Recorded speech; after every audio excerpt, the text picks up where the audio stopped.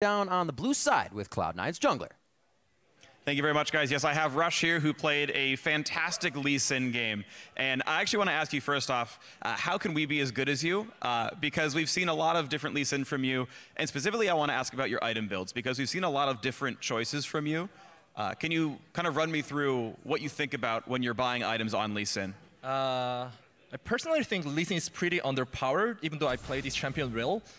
But I play Lee Sin mainly because it's versatile champion, so item build also like affected by situation. So this time, I think I need some utility and chase them down because they always ran away from us. So I want to chase, so I bought Deadman's Plate, something like this. So I would say just it's situational.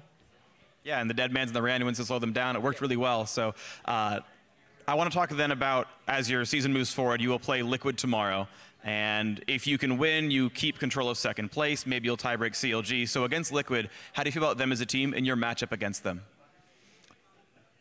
When I was on TIP, I lost most of the matches against Team Liquid. So I really want to beat them again, like on this team. So I'm not going to troll tomorrow or sandbagging. So they should be watch out. So Dardoch should watch out for you, I assume. Yeah. Quick question then, who's the better Lee Sin, you or him? I heard that he said he's the best Lee Sin among NA talents. I think he's right, but he's not better than me because I'm impert.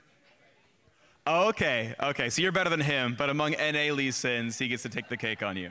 Yeah, I just say that.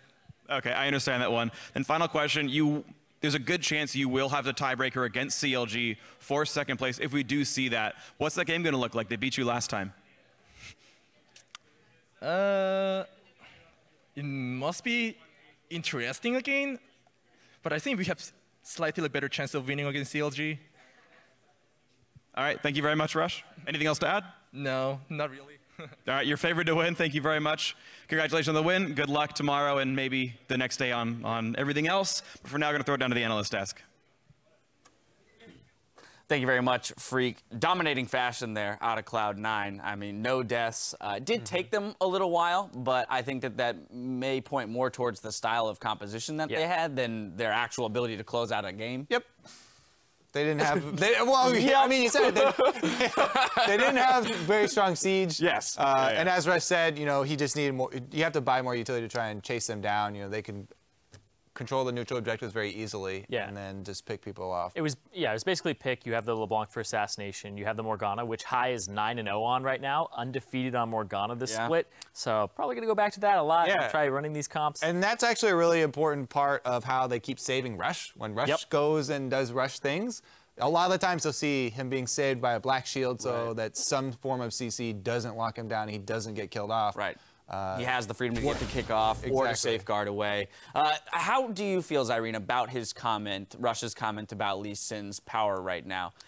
Because we've still seen a lot of Lee Sin. It's, even though there were some nerfs that came through a while ago, he's seeing play in all regions. Yeah, I actually think Lee Sin is pretty damn good in power right now. I don't think he's underpowered or overpowered. I think he's in a good spot. But what is it about Lee Sin that still makes him playable in regards to the nerfs? The high skill cap, in my opinion. Okay. Like, he still has a slow, he still has early pressure, and he can actually gank really well. I would say that now with item builds, he actually has a pretty good late game. You can make it with Titanic Hydra and things like that and actually have a big effect. Tankiness, but still put some damage out. And also what is happening, even though Lee Sin has not been receiving direct buffs, all the other junglers that are strong have been getting direct nerfs. Gotcha. If things are getting nerfed around you, all around you, by virtue, there's Runic Echo nerfs are coming through pretty quick. I think there's even another one on PBE right now. Right.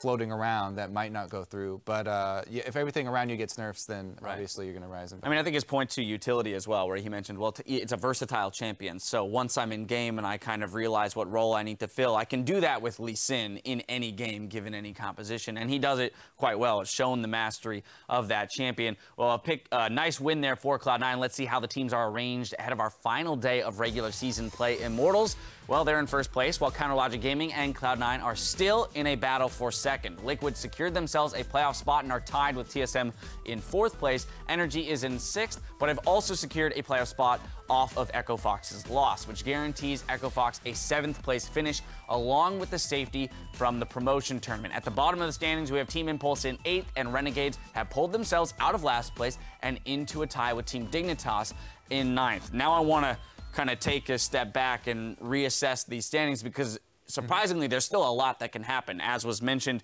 there's the battle at the top of the standings for that first round bye. And again, if all goes to chalk, Cloud9 has to beat Team Liquid tomorrow, while CLG just has to beat Dignitas, which should happen in both areas, and that could set up a very exciting tiebreaker for second place. Yeah, basically there's 3 battles going on, second and third, and then 4, 5, 6 right now between Energy, Team Liquid, and TSM. Yep. And I believe TSM and Energy, or sorry, TSM and Energy, is it? Yeah, TSM and Energy play each other tomorrow. Right. That's a big game. If Energy win that and Team Liquid lose, you have that 3-way tie in the middle. And then there's that 8, 9, 10 battle. Yeah. And they can be in any order now, and we can have that 3-way tie there as well. So the main thing of the dividing line of who's going to the promotion relegation tournament, though, solidified. So now it's all about moving around within just jockeying for position. Yeah, we know our playoff teams. We know our promotion tournament teams. We'll see where they end up after tomorrow. We will be back tomorrow to see how the teams cross the finish line, and that will hit your streams